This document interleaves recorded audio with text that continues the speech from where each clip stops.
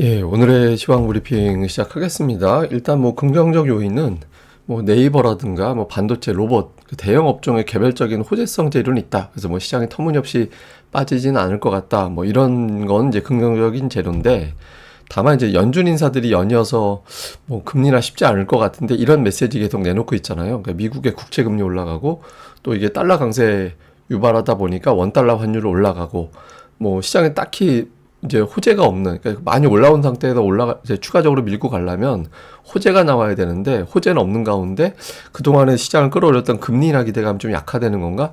그러니까 이런 우려감, 이런 것들은 좀 시장의 발목을 잡는 그런 요인이고, 다행스러운 건 이제 외국인 투자자들이 코스피, 선물 다 이제 매수했다라는 점은 다행스러운 대목이죠. 그리고 특히 전기전자 업종 아직 매수하고 있거든요. 그러니까 매수하던 주도주를 매도로 이제 틀게 되면 시장이 흔들리는 거잖아요. 근데 일단 다행스럽게 외국인들은 아직까지는 큰 방향의 전환 가능성은 보이고 있진 않다. 이건 좀 다행스러운 대목이죠. 근데 뭐 어쨌든 업종별 차별화 장세, 쏠림 현상, 이건 되게 심합니다. 뭐 로봇, 2차 전지, 조선, 구리 관련주, 여기에 이제 오늘 네이버가 또 급등했잖아요. 그래서 특정 종목군의 거래 대금이 쏠리다 보니까 코스닥은 하락 종목 수가 계속 많은, 그런 현상이 좀 이어지는 그런 양상이었습니다.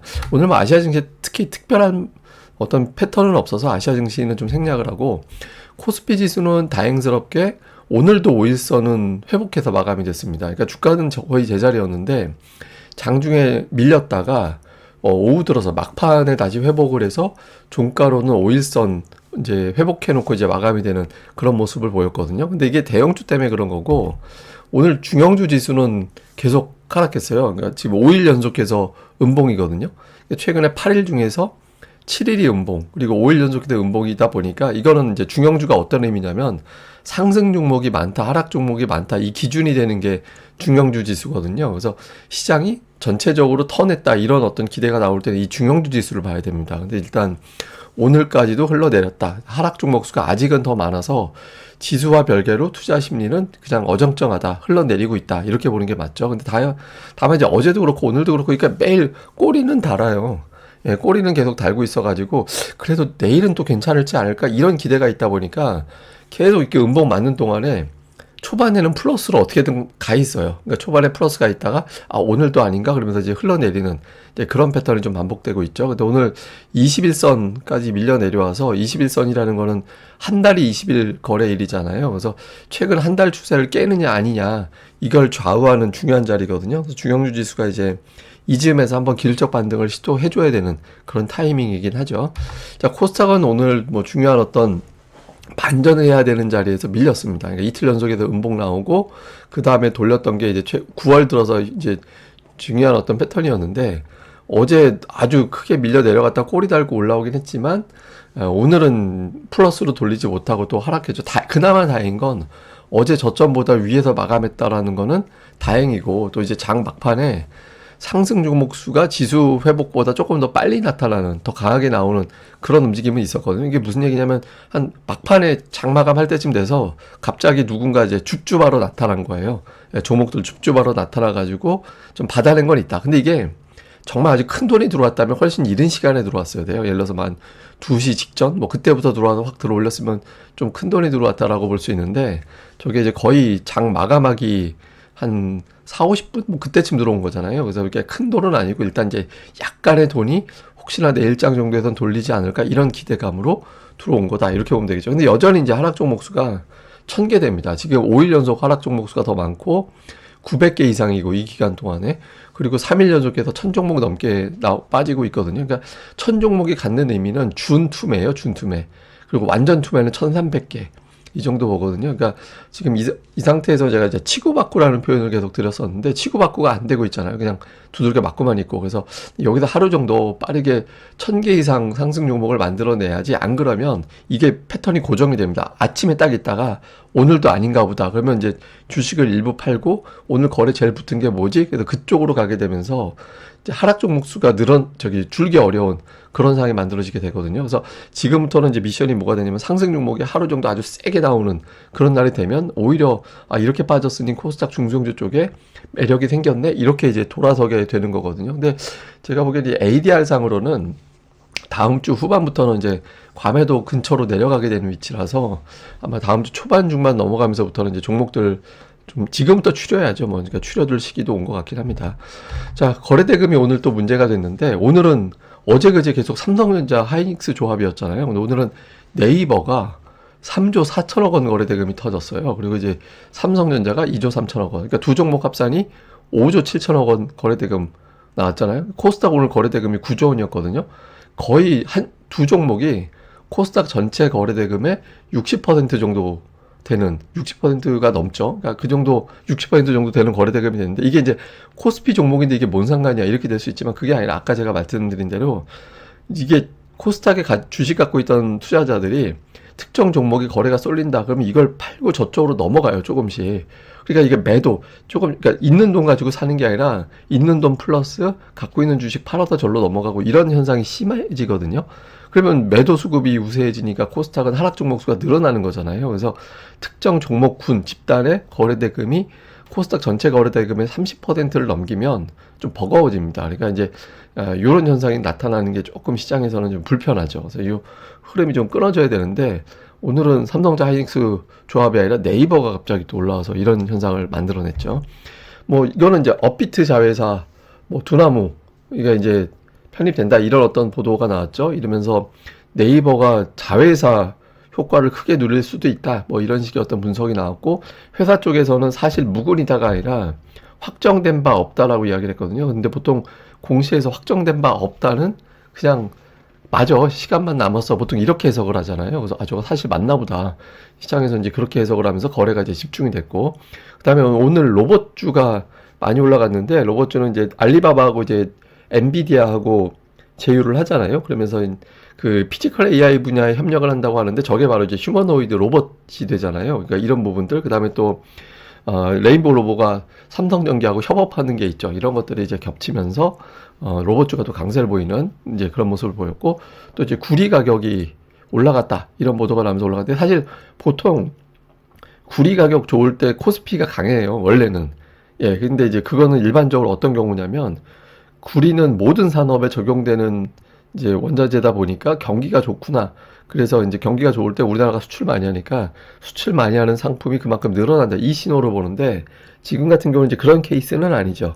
예, 그러니까 원래는 이제 구리 가격 좋을 때 우리 증시가 올라가긴 하는데 이번에 이제 그런 케이스하고는 상관은 없는 것 같긴 합니다. 그 다음에 이제 환율 문제가 또 제기되는데 이건 환율은 제가 잠시 후에 또 자세히 설명을 드리겠습니다. 뭐 주요 종목은 삼성전자가 아직까지 안 깨지고 있다라는 거는 시장의 방향이 바뀐 게 아니라 일시적으로 호재가 없어서 흘러내리는 거다. 이런 거를 이제 보여주는 대목이기도 하고. 그리고 이제 또 하나는 소부장이 오늘 마이너스였거든요. 근데 소부장 또 마이너스 폭이 제법 큰 종목들도 있었어요. 이게 단순 조정이냐 아니냐. 그럴 때 역시 끌어왔던 대장주가 깨졌는지를 보는데 뭐 유진테크, 원익 IPS 이런 등등의 종목이 깨진 정도까지는 아니었습니다. 그래서 일단은 이제 소부장도 추세가 깨진 것 같지는 않다 이렇게 보여지고 일단은 그다음에 이제 근데 레인보우 로봇은 오늘 윗꼬리가 되게 길게 달렸잖아요. 그러니까 저건 어떤 의미냐면 어떤 종목이 급등할 때 단타가 되게 많이 섞여 있는 장이다.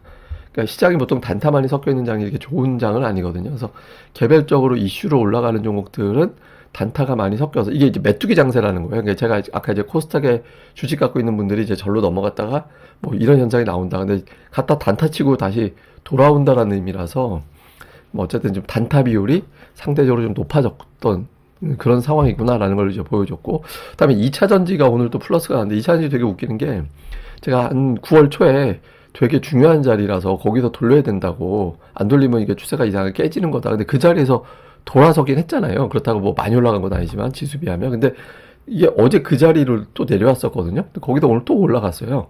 이게 희망 고문 완전 시키는 거죠. 이게 깨지는 것도 아니고 그렇다고 버릴 것도 아니고 이제 어정쩡한데 일단 여기서 다시 중요한 이평선을 다 회복을 해놓은 상태가 이평선이 몰려있는 자리라서 이 근처에서 2차 전지는 어떤 큰 변화가 생길 수 있는 그런 자리로 온 것 같습니다. 그래서 여기 이제 어느 방향으로 갈지 이게 코스닥 시황상도 이게 중요한 거니까 이후에 좀 집중을 해봐야 될 것 같고요. 뭐 대형주는 오늘 그냥 퐁당퐁당 느낌이긴 한데 네이버가 워낙 강하게 올라갔잖아요. 근데 재밌는 게 뭐냐면 시가총액 40조 원에서부터 45조 원 사이에 7종목이 몰려 있어요. 그 업종도 되게 다양해요. 그러니까 조선, 자동차, 금융, 제약바이오, 원전, 그다음에 인터넷 이 되게 독특한 형태를 보이고 있거든요. 근데 이게 이제 업종이 이제 공존하기가 좀 어려운 양상이라서 이 안에서 또 시소 게임이 나올 수도 있거든요. 오늘 당장 네이버가 올라가니까 원전주 마이너스 가고 오전에 플러스로 제법 올라갔던 방산이 밀리고 이런 형태가 됐잖아요. 이게 그 시소 게임이 업종별로 되게 유난해질 수 있는 구도가 되고 있거든요. 이게 지금 네이버가 조금만 더 올라가면 기아도 뒤집어요. 예, 그러니까 하루에 시가총액 9위까지 단숨에 뛰어들 수 있는 예, 그런 어떤 위치가 돼버렸거든요. 그래서 이게 이 안에서 업종별 시소가 되게 심해질 수 있다. 그러니까 이게 악재 없는데 왜 밀리지 할 때는 이게 이제 그 안에서 수급이 이동하는 현상 때문에 당분간 이제 업종들의 어떤 변동성이 요란해질 것 같다. 이 점도 한번 보여주는 것 같습니다. 근데 오늘 사실 삼성전자가 5포인트, 네이버가 5포인트, 그래서 두 종목이 10포인트 올린 날이었거든요. 예, 그러니까 두 종목 빼면 마이너스 10포인트 된 거죠. 그래서 오늘 네이버 한 종목이 5포인트 올린 적이 역대 있었나 싶을 정도인데 어쨌든 시장에 영향을 줬고, 그다음에 코스닥은 어제는 완전히 대형주 쫙 빠지는 날이었는데 오늘은 이제 2차전지 로봇이 이렇게 올라가면서 힘을 냈고, 반면에 이제 제약바이오주는 어제 이어서 오늘도 좀 힘이 없는 그런 모습을 보였죠. 근데 이게 저는 코스닥의 시가총액 상위의 어떤 구도 자체가 코스닥에는 좀 문제가 될 수 있다라고 계속 보고 있거든요. 그러니까 제약바이오 비율이 너무 높아요. 근데 이건 당장 뭐 해결될 수 있는 게 아니라서, 그러니까 제약바이오가 발목 잡을 때 코스닥은 지수 빠지니까 매도 뭐 이런 현상이 나올 수 있게 되잖아요. 그래서 조금 이런 비중이 조금 조절이 돼야 될 텐데, 뭐 2차 전지가 막 올라오든 뭐 로봇이 올라오든 반도체가 막 연합해서 올라오든 이런 구도가 돼서 이거 좀 완화시켜 줘야 되는데, 당장은 어쨌든 제약바이오의 비중이 너무 커져 있는 상태. 예, 요 부분은 이제 제약바이오가 이제 밀리면은 좀 골치 아파지는 거죠. 그래서 오늘 이 부분이 좀 확인이 됐고, 그다음에 수급에선 다행히 이제 외국인들이 매수로 오늘은 이제 돌아왔습니다. 다시 돌아왔는데, 제가 중요하게 보는 건 이제 매매 비중이거든요. 근데 보시면 그 매수 비중은 28% 거의 균이래요. 28% 똑같잖아요. 그러니까 사던 애들은 계속 사고 있는 거예요. 그만큼. 근데 이제 매도 비중이 오락가락 하죠. 어제 같은 경우 30%까지 올라가서 제가 아침인가요? 어젠가요? 저 외국인들이 30% 기준으로 그 위로 올라서게 되면 시장이 좀 버거워지니까 매도가 여기서 줄어야 된다. 30% 이하로 매도 비중이 줄어야지, 이거 외국인들이 그냥 털기 시작했구나. 이런 신호가 아닌 걸로 되는 거라고. 근데 이제 일단 오늘 28% 밑으로 내려왔거든요. 그래서 되게 다행스러운 거죠. 근데 이후에도 외국인들 매도 비중이 30% 이상으로 올라가게 되면, 그러면 이제 매도 장세로 가게 되거든요. 그러면 조금 시장이 좀 더 많이, 생각보다 많이 흔들릴 수도 있죠. 일단 이거는 계속해서 체크 좀 해보겠습니다. 그리고 종목은 오늘 뭐, 삼성전자. 예, 삼성전자만 4,200억을 샀습니다. 예, 삼성전자 4,200억 샀고, 하이닉스도 샀거든요. 삼성전자 하이닉스 5천억 샀어요. 그러니까 반도체에 대한 집중도는 여전히 있는 것 같습니다. 그리고 그 다음에는 뭐, 조선 2차전지, 방산 뭐 등등 이제 골라서 좀 사는 그런 모습이었고, 매도는 오늘 네이버 급등하는 거 이용해서 1,800억 매도했고, 두산 에너빌리티 원전 관련주, 그러니까 두 종목 3천억 정도 팔아서 삼성전자 샀구나, 뭐 이렇게 해석이 될 수 있는 그런 측면이죠. 기관은 오늘 뭐 다른 거는 매매가 별로 없었어요. 뭐 현대차 순매도 1인데 270억이니까 매도 많이 한 거 아니고, 매수는 그냥 네이버 3,370억 원 매수해서 압도적이죠. 순매수 2위가 네이버 매수의 10% 정도밖에 안 돼요.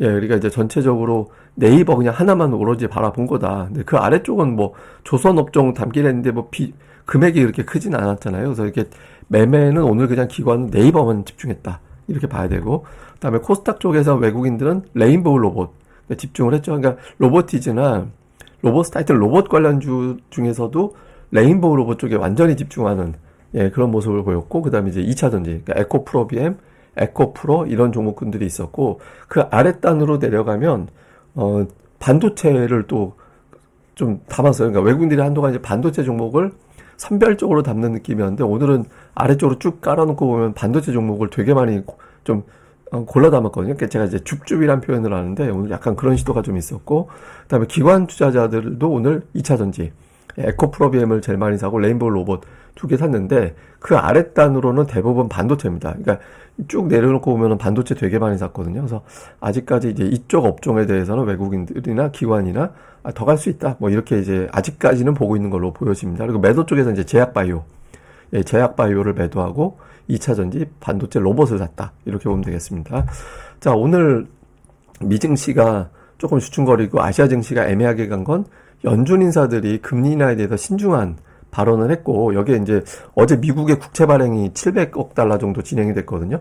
오늘은 400억 달러 정도 진행이 되니까 내일 새벽에 400억 달러라서, 그러니까 오늘 같이 미국 금리가 확 올라갈 것 같지는 않아요, 일단. 예, 그러니까 일단 금리 발행 일정상, 스케줄상 보면. 근데 어쨌든 금리가 좀 내려가 줘야 숨통이 트이거든요. 그래서 내일장에서 이제 금리가 실제로 어떻게 돌아가는지.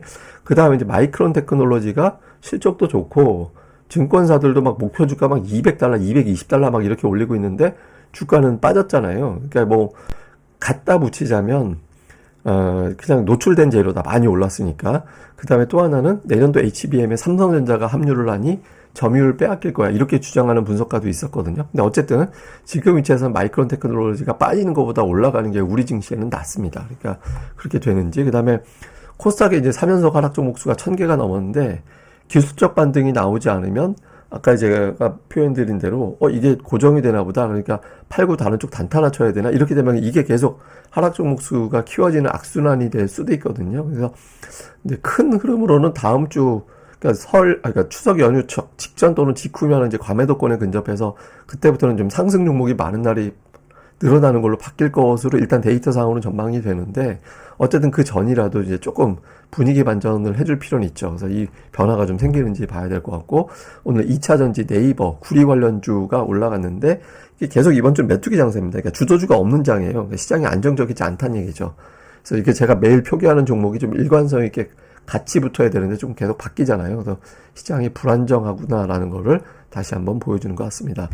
예, 끝으로 이제 환율인데 아이고 제가 이제 환율 애니메이션을 넣어야 되는데 이거 지금 제가 잠깐 넣겠습니다. 그러니까 이게 환율이 지금 시점에서는 이제 왜 이게 지금 중요하냐면 그 외국인 투자자들의 어떤 자금에 영향 주는 거 아니냐. 그러니까 이런 우려가 있잖아요. 근데 일단 환율이 1,400원까지 왔죠. 근데 여기에 대해서 일단 올라가는 요인은 일단 미국의 금리나 기대감이 약화되니까 달러가 많이 풀릴 거로 생각했다가 그만큼 덜 풀리니까 달러 강세. 이게 이제 첫 번째 이유로 작동을 하는 거고, 그 다음에 이제 관세 협상이 어떻게 될지 모르겠다. 우리가 이제 뭐 3,500억 달러 미국에 삥 뜯기는 거 아니냐. 뭐 이런 식의 어떤 우려가 있죠. 그러니까 이런 부분들도 역시 달러가 우리나라에서 빠져나갈지도 몰라. 이런 걱정이 있으니까 이것도 이제 요인이 됐고, 다음에 또 하나는 최근에 이 요인도 있는 것 같아요. 뭐 국내 투자자가 미국 주식 매수 많이 했다고 하거든요. 9월 들어서 굉장히 많이 샀대요. 예, 그래서 저 자금이 달러를 갖다가 이제 달러 수요로 이제 해석이 되다 보니까 환율이 올라가다 이건데 사실 환율이 엄청나게 올라간 건 아니거든요, 지금. 근데 이제 어느 경우에 이제 환율이 증시에 문제가 되냐면 증시에 이제 문제가 되는 경우는 환율이 연중 그 10% 넘어갈 때. 예, 이게 종가가 10%가 아니라 연준 몇 월이 됐든 어쨌든 저점 대비 10% 올라가는 게 포함이 되어 있습니다. 제가 이제 굵은색으로 칠했던 거 있잖아요. 그러니까 그 굵은색으로 칠했던 게 10% 찍었던 애거든요. 근데 2020년대는 뭐 그 직후에 이제 코로나 이후에 엄청난 유동성이 보강돼서 증시가 올랐는데 2022년이나 2024년 같은 경우는 환율이 그 연중 10% 넘어가고 막 그렇게 되면서 주식시장이 빠졌어요. 그러니까 대체로 보면 공식으로 보면 대체로 10% 넘게 이제 환율이 올라가는 해에는 증시가 하락한다. 그러면 2018년도는 왜 빠졌냐? 이때 이제 무역 전쟁이 있었잖아요. 환율이 그 정도 올라가진 않았었는데 그때 무역 전쟁 이런 것들 때문에 이제 빠져서 환율하고 별개 문제로 빠졌던 해였고 그 이후에는 대체적으로 환율만 요인으로 본다라면 10% 이상 올라가면 환율이 이제 시장에 영향을 줍니다. 근데 지금 현재 환율을 보시면 올라간 건 아니에요. 보시면 그냥 1,400원 느낌이 그렇게 된 거지. 그러면 굳이 영향을 주자면 뭐냐? 그러면 여기서 10% 올라갈 때까지 기다릴 수는 없잖아요. 그러니까 월간 3% 뜨면 안 좋아집니다. 대략적으로 한 1,450원 왔다 갔다? 예, 그 정도 되면 그러면 이제 뭔가 위기 정도가 되는 거예요. 그래서 단지 뭐 1,400원 됐다고 뭐 문제됐다 하기에는 보시다시피 환율이 너무 최근에 박스권이고 환율 1,450원을 넘어간다 이래버리면 뭔가 좀 안 좋은 쪽으로 스토리가 드디어 생겨났다 이렇게 경계가 되는 거라서 이 부분을 우리가 좀 중점적으로 좀 잘 살펴봐야 될 것 같습니다. 오늘 제가 15분 안쪽으로 하려고 그랬는데 좀 이상하게 데이터들이 많아서 조금 평소보다 길어졌습니다. 다음에는 계속 줄여볼게요. 예, 하루 잘 보내시고요. 저는 다음에 뵙겠습니다. 이 방송 구독하기와 좋아요 꼭 부탁드립니다. 감사합니다.